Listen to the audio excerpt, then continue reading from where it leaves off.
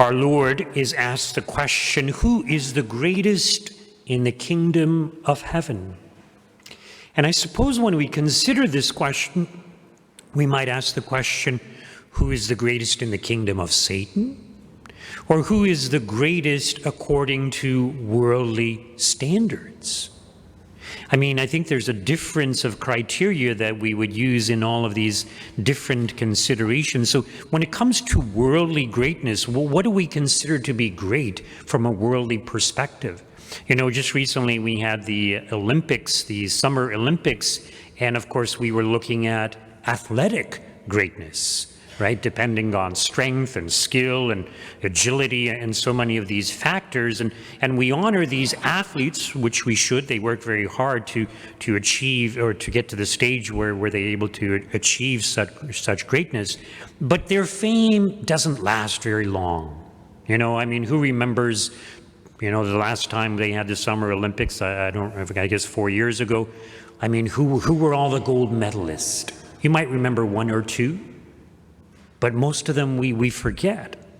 But there's another way in which people seek greatness in the world, and often the element of pride is very much present there. So sometimes for some people it's intellectual greatness or intellectual pride. They think they're smarter than others, more knowledgeable than others, and they tend to look down upon others because of that. Sometimes people will seek to have an abundance of wealth, and they consider themselves to be greater than others because of their abundance of wealth. And once again, they will look down upon others and in a sense despise others who are below them, who are not as wealthy as they are. And it could be different things also. For some people, it's their looks. Some people are very vain about their looks. They think they're better than others because they might look better. Or for some men, it's because they're more muscular or stronger or better able to fight. So some sort of accomplishment. Now sometimes, yeah, when it comes to accomplishments, you know, for example, war heroes, sometimes we extol them. We think of them as great individuals because of their heroism, their willingness to sacrifice their lives. Sometimes explorers, discoverers, inventors, sometimes we think of them as great individuals. So they have to do something in order to be great. They have to acquire something or have something in order to be great. And one of the things where sometimes people think they're great is when they're able to have authority, control over others. And such people sometimes are very manipulative. So there's a lot of narcissists out there, and part of it is their desire to be great and to consider themselves great, to be able to manipulate others, to control others. And sometimes, you know, it's like politicians or people in positions of authority who seek to have greater and greater control and authority. I mean, think, for example, in North Korea, not only is their leader a great leader or a powerful leader, but he's actually considered a god. He's convinced his people that he is a god. And so he's exalting himself. So this is worldly greatness, right? Now, when it comes to the kingdom of Satan, you know, when it comes to the evil spirits, the demonic spirits, you know, the belief is that Satan was one of the greatest angels, one of the most beautiful, hence the name Lucifer, which means, you know, a bright light shining brightly, the morning star, right? Such a bright light. But because he falls, he's now the ugliest, the most hideous. But he does have greater authority, greater power over the lesser demons. And so it comes to, once again, it's this idea of power. And Satanism is often about power, trying to gain power from the evil spirits and to use that power to get ahead in the world, to feel more comfortable, or to suppress your enemies or people that you don't like. This is what Satanism is all about. So when it comes to greatness, none of these things really make someone to be truly great. And even if somebody does attain to worldly greatness for a short period of time, what good is that if they end up in hell? So in hell, as human beings, we will be at the lowest rung if we go to hell, and the evil spirits will basically have power and authority over us. Even now, they know how to push our buttons to tempt us and sometimes to get us to fall into sin, and they will use their power to torment us in hell because they delight in having control over people, over other beings. So true greatness, our Lord tells us, is to be like a little child. And there are many good qualities of little children that we should aspire to and strive to imitate. So little children, as our Lord points out, the one that our Lord emphasizes is humility. Little children are very humble. They look up to adults. They know that they are not as capable, not as intelligent as adults. They know that they don't know how to do many things, so they're very humble. And it's interesting, little children, you put them in a group of other children and they're not prejudiced.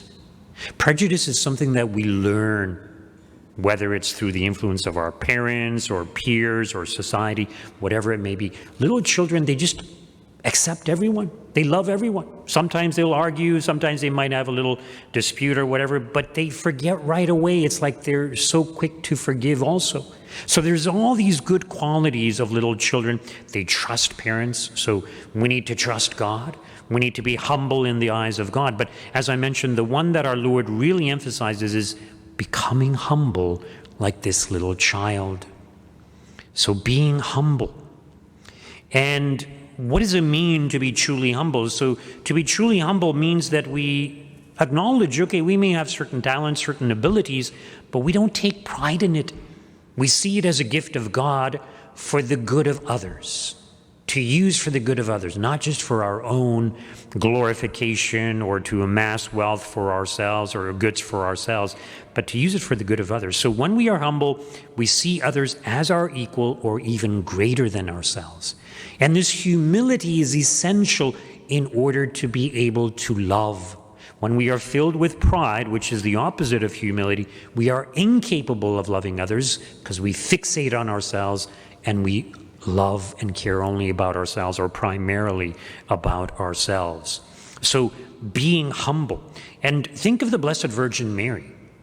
What great thing did she accomplish? Now, in one sense, we can say, yes, she accomplished something great, but, it's her humility, right? When the angel Gabriel comes to her, she says, let it be done unto me according to thy word. Behold, the handmaid of the Lord, right? She's just a lowly handmaid. And, many Jewish women, they desired to be the mother of the Messiah. Or the mother of like the grandmother or something like that, right? They wanted to have this connection. Our Lady didn't want that. She wanted to remain a virgin, and so she wasn't even seeking that. She wasn't seeking any sort of greatness like that. She was just humble. Now think of her Magnificat. In the Magnificat, Our Lady says something to the effect, God has exalted the lowliness of his handmaid. Henceforth all generations will call me blessed. So God raises the lowly and exalts the lowly. So what did Our Lady do? She said yes to God. She was obedient to God. Was that such a great feat? Was that such a great thing to do? Like, it's not as if, she did something tremendously great, just obedient to God. Yes, she also stood at the foot of the cross. She suffered with Christ, but she was just, participating in that. So when we think of the life of the Blessed Virgin Mary, yes, she's full of virtue. She's extremely humble, obedient to God to the extreme degree, perfectly obedient to God. She's without any stain of sin throughout her entire life. But what was the key? Her humility. So for her, everything depended on the grace of God. She gave glory to God for everything. So you see, we don't need to have great talents. We don't need to have great abilities. All we need to have is humility and this trust in God. And why will this make us great? Because when we have this humility, this trust in God, then we too will be more obedient to God. We will act the way that God calls us to. We will avoid sin. We will grow in virtue. We will make the effort to evangelize, to spread the kingdom of God here on earth. But we won't credit ourselves with any success that we might accomplish. We will credit God, and we might become like the saints. This is what the saints were like. I mean, we think of St. Anthony of Padua, right? So many miracles that he performed during his life and even afterwards. But he attributed it all to God. He didn't take any glory in it. He was extremely humble. This is the key to our being holy, to our ability to love, which is also the key to our ability to be fulfilled, and God will exalt us because of our humility. Just a brief announcement. There will be a funeral this Friday at 11 a.m., so we will not have the morning adoration.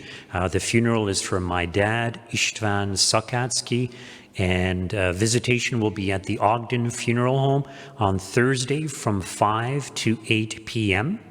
And on Thursday, it's the Feast of the Assumption of Our Lady. So in addition to our morning 9 a.m. Mass, we will also have Mass in the evening at 7:30 p.m.